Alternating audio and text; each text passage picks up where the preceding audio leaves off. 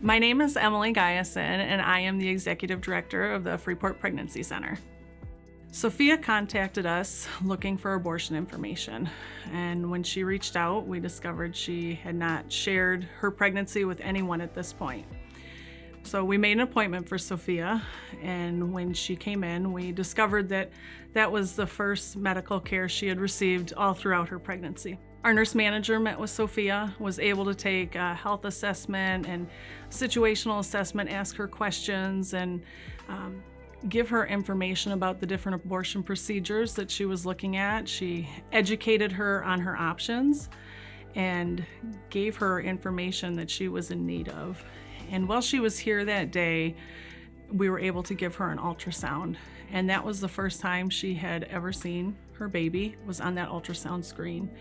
And I think at that moment, reality set in for her when she saw that ultrasound.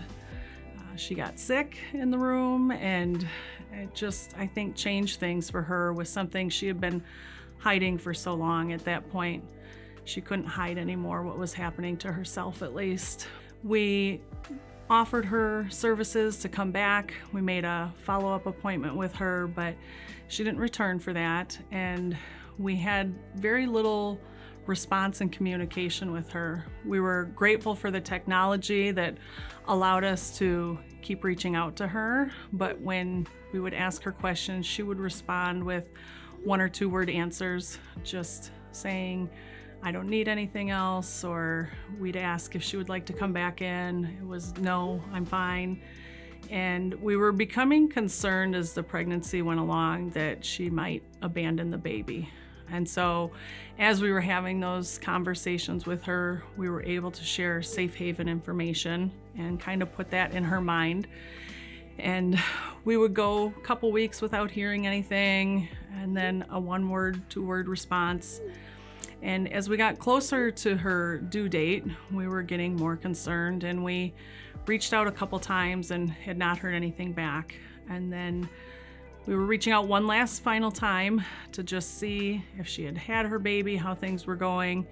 And we had texted her in the morning, and it wasn't until that evening, with God's amazing timing, that myself and our medical team were sitting around the table having dinner, that she responded to the text message.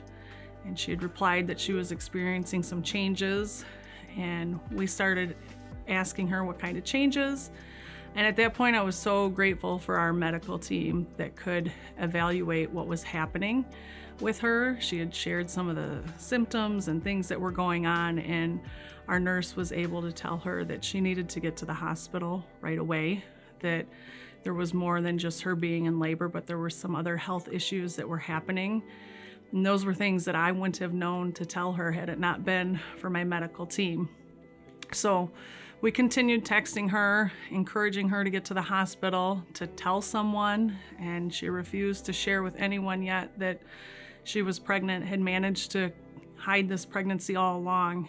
And the last thing we were sharing with her was the safe haven information once again. We were still concerned about the abandonment, and we told her, you can go to the hospital and have this baby and leave it there if you need to. And one of the last responses she gave us was, "Okay, that's what I'm gonna do." And she kind of disappeared from the texting that evening, so we all went to bed wondering and worried. And the next morning we woke up to just 3 words on a text message that said, "I had him." And so she shared that she and the baby were both in the hospital, both doing well, and that she was going to place that baby with the Safe Haven program. And she also shared that had she not come when she did, things could have got really bad for her, that her health was at risk too. And so, it wasn't just the baby's life that we probably saved that day. It was also the mom's, because her health was at risk. It's because of our partners that we're able to offer these life-saving services to women in our community and give them the hope and help that they need to choose life.